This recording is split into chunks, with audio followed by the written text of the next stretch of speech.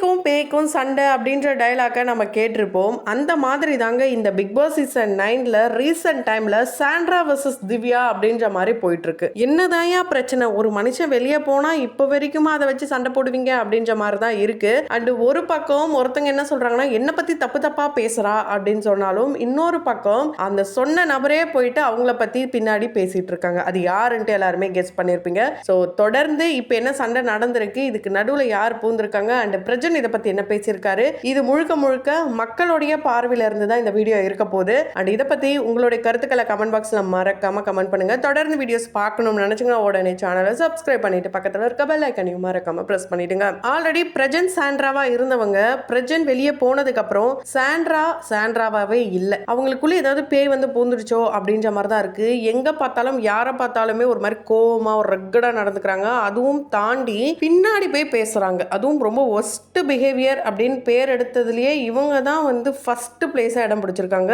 எப்ப பார்த்தாலும் கத்திக்கிட்டு, இது வரைக்கும் வந்து ஆண்கள் கத்தி கத்தி பேசி பார்த்திருக்கோம் அண்ட் வனிதா அவர்கள் கத்தி பேசி பார்த்திருக்கோம். ஆனா அவங்க ரொம்ப போல்டா ஹேண்டில் பண்ணிட்டு போயிடுவாங்க. இவங்க என்ன பண்றாங்கன்னா ஒரு சண்டையை எப்படிலாம் வந்து உருவாக்கலாம் அப்படின்ற மாதிரி உருவாக்கி கடைசியா இவங்களே கதறிட்டு போயிடுறாங்க. அந்த மாதிரி தான் இப்ப நடந்திருக்கு. லேட்டஸ்டா நடந்த எபிசோட்ல விஜய் சேதுபதி அவர்கள் கிட்ட இவங்க சொல்லியிருப்பாங்க, ஏன்னா இன்டைரக்டா போயிட்டு எல்லாருக்கிட்டையும் தப்பா பேசுற மாதிரி இருக்கு சார்ன்ட்டு திவ்யாவை பத்தி சொல்லியிருப்பாங்க. அதுக்கு தான் இல்ல இது மாதிரி எதுவுமே நான் பண்ணல அப்படின்றத அவங்க தெளிவுபடுத்தணும்னு நினைச்சு திவ்யா ஆன் தி ஸ்பாட்டே எல்லாரும் முன்னாடியே வச்சு இதை கிளியர் பண்ணிடலாம், இங்க பேசாம எதுக்காக இருக்கணும் அப்படின்ற மாதிரி திவ்யா நினைக்கிறாங்க. அவங்களுடைய பாயிண்ட் கரெக்ட் தான். ஏன்னா உள்ளவே இருக்கும், எந்த ஒரு ஃபெசிலிட்டியுமே, அதாவது ஃபெசிலிட்டி மீன்ஸ் எந்த ஒரு இன்டர்நெட் கனெக்ஷன் கிடையாது, அதுவும் இல்லாம போன் இல்ல, டிவி இல்ல, எதுவுமே வெளியில இருந்து யாரும் உள்ள வர போறது இல்ல, யாரும் வெளியில இருந்து பேச போறது இல்ல. அப்படி இருக்கும்போது உள்ள இருக்கிற அந்த 10 பேர்கிட்ட தான் மாறி மாறி பார்க்கணும், பேசணும். இப்பவே மூஞ்ச திருப்பிட்டு போயிட்டா அது செட் ஆகாது. அதனால தான் வந்து திவ்யா உள்ள ஒரு கண்டஸ்டண்டா இருக்கும், அதை மட்டுமே பேஸ் பண்ணி ஓகே கேம்ல வந்து கேமா விளையாடணும், மற்றபடி நல்ல ஃப்ரெண்ட்ஸாவே இருக்கலாம் அப்படின்னு நினைச்சு இவங்களே ஸ்டெப் ஃபார்வர்ட் வராங்க. ஸோ அந்த மாதிரி பேச வரும்போது எனக்கு பேச விருப்பம் இல்லை அப்படின்னு சொல்லிட்டு போயிடுறாங்க சாண்ட்ரா. எப்பவுமே ஒருத்தவங்க பேசும்போது நின்று பேச போறதே கிடையாது, சாண்ட்ரா ஓடிக்கிட்டே இருப்பாங்க. அந்த மாதிரி தான் இப்பயும் ஓடுறாங்க.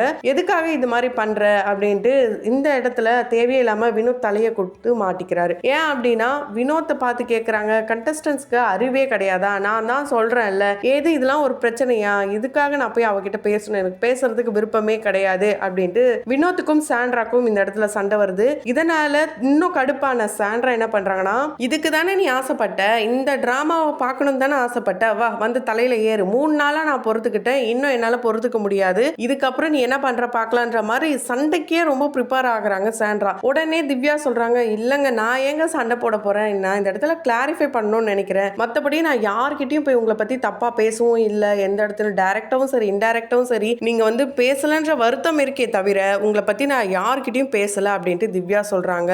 ஸோ திவ்யா சொன்னது 100க்கு 100 உண்மை. திவ்யா என்னதான் சாண்ட்ரா கூட சின்னதா சண்டைகள் வந்தாலுமே அவங்கள பத்தி எந்த இடத்துலயுமே பேசினதே கிடையாது, விட்டு கொடுத்ததும் கிடையாது. அந்த அளவுக்கு ஒரு ஜென்யூன் ஃப்ரெண்ட்ஷிப்பை மெயின்டைன் பண்ணியிருந்தாங்க திவ்யா. ஆனா உண்மையை சொல்ல போனா திவ்யாக்கு சாண்ட்ரா அந்த ஃப்ரெண்ட்ஷிப் பாண்ட் அப்படின்றது வந்து கண்டிப்பா ஒரு கரெக்ட் பர்சன் கிடையாது. ஏன்னா ஃப்ரெண்ட்ஷிப்லேயே வந்து ஒரு தகுதி இருக்கணும் அப்படின்னு சொல்லுவோம், அதாவது நேர்மை, இந்த ஜென்யூனா இருக்கிறது, ட்ரஸ்ட் இருக்கிறது, இது எல்லாமே இருந்தா மட்டும்தான் அந்த ஃப்ரெண்ட்ஷிப் நிலைத்து இருக்கும். ஸோ அந்த ஒரு விஷயம் சாண்ட்ராக்கு கண்டிப்பா இல்லை. ஆரம்பத்தில் சாண்ட்ரா, பிரஜன் அண்ட் திவ்யா 3 பேரும் ஒரு நல்ல பாண்டிங்ல இருந்தாங்க, பார்க்கவே வந்து அழகா இருந்துச்சு. அது யார் கண்டுபட்டதோ தெரியல, பிரிஞ்சுட்டாங்க. ஆனால் பிரிஞ்சதுலையும் ரொம்ப நல்லது. ஏன்னா சாண்ட்ரா கூட கண்டிப்பா யாராலையும் ஃப்ரெண்ட்ஷிப் வச்சுக்கவே முடியாது. அவங்க கிட்ட ஜாலரை தட்டினாங்கன்னா கண்டிப்பா வச்சுக்கலாம், ஆனா திவ்யாவால அந்த மாதிரி இருக்க முடியாது. ஸோ நிறைய பேர் திவ்யாக்கு தான் சப்போர்ட் பண்ணிட்டு வராங்க இந்த ஒரு ப்ராப்ளம்ல. ஸோ அது மட்டும் இல்லாம சாண்ட்ரா என்ன சொல்றாங்கன்னா, நான் பீரியட்ஸ்ன்னு கத்திட்டு இருக்கேன், உங்களுக்கு எல்லாம் காது கேட்கலையே, எவ்வளவு தூரம் நிற்பாங்க, எவ்வளவு நேரம் கத்துவாங்க அப்படின்ற மாதிரி இவங்க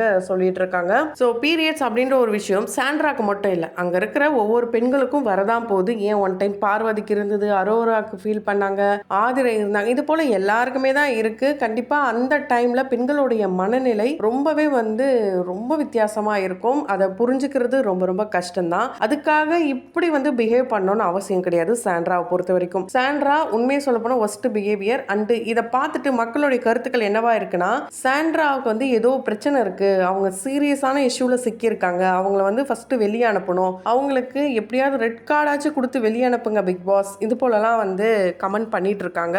அது ஏன் அப்படின்னா ஒரு மென்டல் ப்ரெஷர் அண்ட் மென்டலி கொஞ்சம் வந்து ஸ்ட்ரெஸ் யூஸ்ஃபுல்லாக இருக்காங்க அப்படின்னும் போது கண்டிப்பாக அவங்கள வெளியே அனுப்புறது தான் ரொம்ப ரொம்ப நல்லது. அவங்க ப்ரெசென்ட் இருக்கும் போது ஒரு கேமும் ப்ரெசென்ட் போனதுக்கப்புறம் ஒரு கேமும் ப்ளே பண்ணுறாங்க.